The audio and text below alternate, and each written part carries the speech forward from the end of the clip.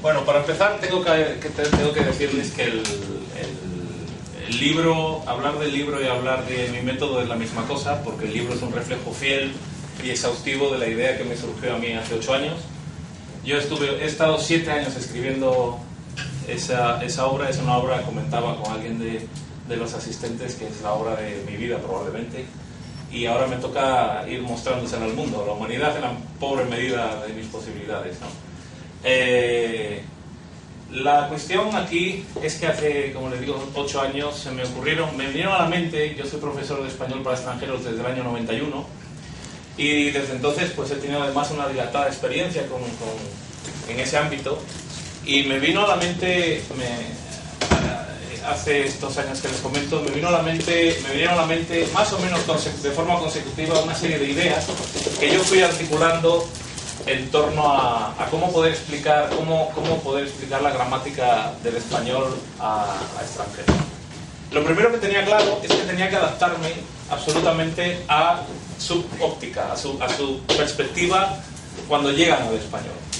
Esto es algo que de lo que muchos gramáticos presumen y que casi ninguno cumple, porque al final las explicaciones gramaticales, al menos que yo conozco, que son bastantes, tienen que ver con ir caminando por las mismas vías por las que han ido otros antes, ¿no? Por eso se habla de proposiciones subordinadas sustantivas, y por eso se habla de complementos circunstanciales, o por eso se habla de pretérito imperfecto de subjuntivo. Ninguna de esas referencias podrán encontrarlas ustedes en ese libro, porque, como digo, es desnudarse para volverse a vestir. Es reorganizar todo sin complejos y sin miedo a que le critiquen a uno por hacer eso, porque es medio violar códigos sagrados, ¿no?, para algunas personas. Carezco de temor en ese sentido, y creo que además es uno de los valores añadidos de lo que les voy a explicar aquí a continuación. El método de los relojes se llama así básicamente porque me di cuenta hace unos años, como les decía, me di cuenta de que el español obedece el español, si dividimos el español en zonas, hay una zona importantísima que es el núcleo fundamental de la gramática del español, que es lo que tradicionalmente se llama la subordinación. Partiendo de la subordinación, entonces, un extranjero que puede controlar la subordinación, prácticamente controla toda la lengua castellana. Esta es la primera cosa que hay que explicar, ¿no?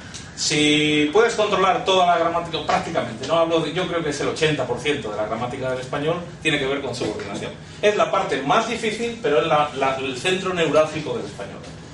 A partir de esto, me concentré en esa zona que estoy comentándoles y empecé a hacer pruebas de varios tipos, y llegué a la conclusión, me di cuenta, constaté que el español tiene, dentro del ámbito de la subordinación, 12 comportamientos distintos.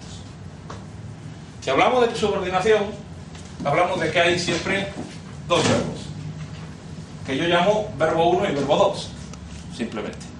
Las gramáticas tradicionales hablarían de verbo principal y de verbo subordinado. Yo lo llamo verbo 1 y verbo 2 simplemente porque me parece más corto, más fácil, más accesible y más todo, pero bueno, tampoco es que sea mucha diferencia. Para entendernos, principal y subordinado. Bien, en este ámbito, que como les digo, la subordinación entendida como tal, hay 12 posibles comportamientos que tienen que ver con este verbo de aquí. Este es el enemigo público número 1 de un extranjero.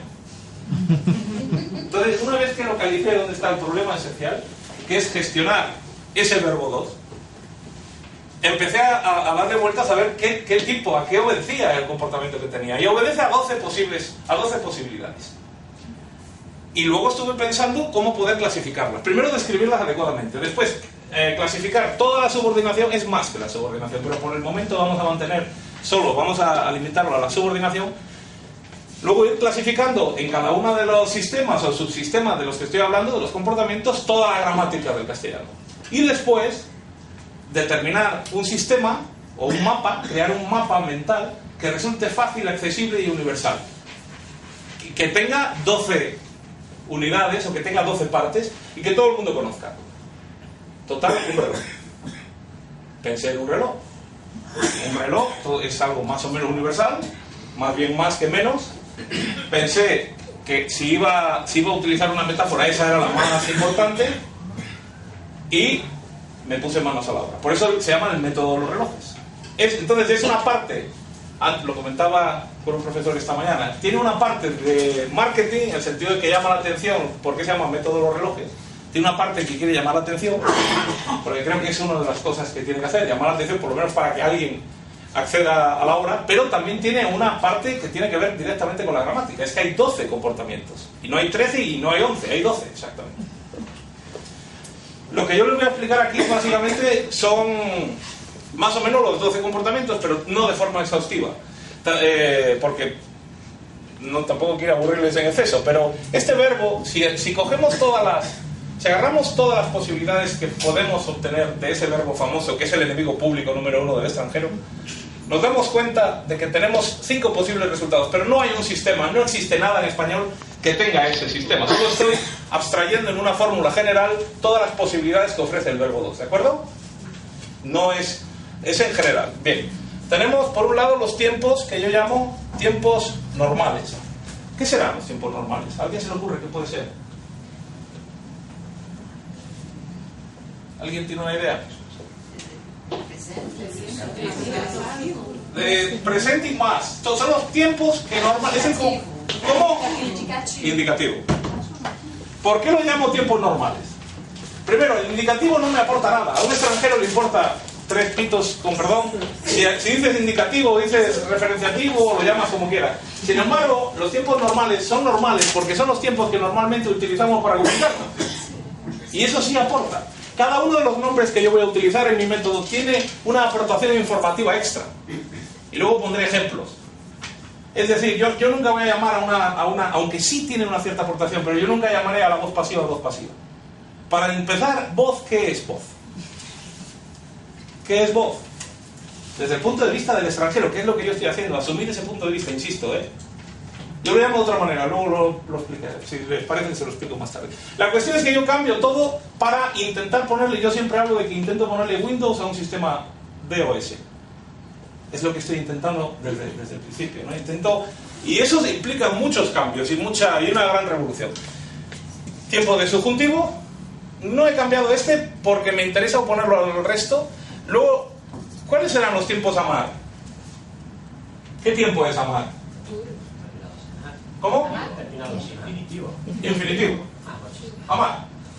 No uso tiempos verbales. Los nombres de los tiempos verbales los he desechado completamente. Y utilizo el verbo amar porque es romántico y porque no se usa. Entonces es irregular.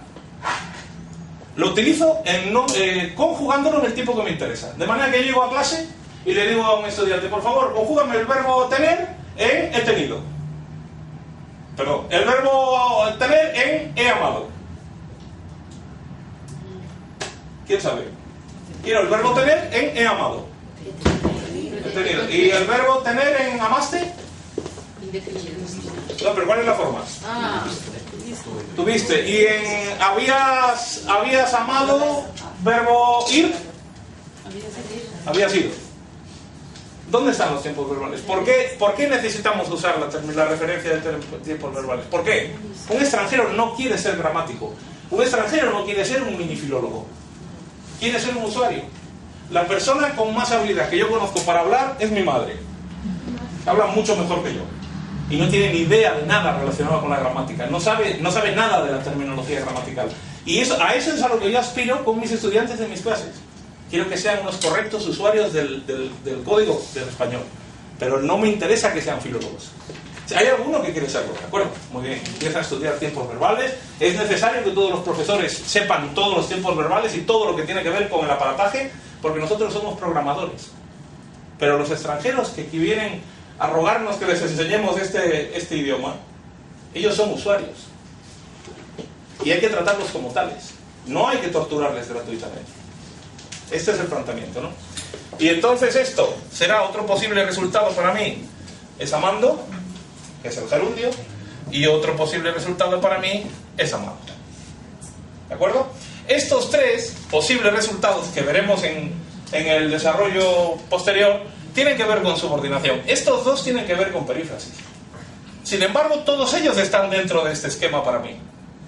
Este reloj, yo lo llamo el reloj 2. Lo llamo reloj 2 porque tiene 2 verbos, porque hay un juego entre 2 verbos. Si hubiera solo un verbo, lo llamaría reloj 1, y de hecho lo hay, y por eso es el método los relojes, por eso es plural. Y hay otro que sí necesita un mínimo de 3 verbos, que es el reloj 3, que ya veremos fugazmente al final. Me interesa sobre todo ver el reloj 2, porque ese es el gran asunto que hay que despachar. ¿De acuerdo? ¿Alguna pregunta hasta aquí? ¿Se vio lo que estoy explicando? Bien, seguimos. Yo lo represento siempre en clase así. Perdón. Sí, estaba bien. Así. Reloj 2, que son un verbo 1 más un verbo 2. Bien. Tiene 12 horas, empezamos a la 1, y a la 1 están todas aquellas estructuras que en español tienen un mínimo de dos verbos, por eso reloj 2 y no 3 o 4 o 10, que no existen. ¿De acuerdo? Los relojes tienen que ver con el hecho de que esa estructura tiene un mínimo de verbos. Una estructura será reloj 2 si tiene un mínimo de 2 verbos como por obligación. Por ejemplo, atraquemos a esta mujer si es tan amable.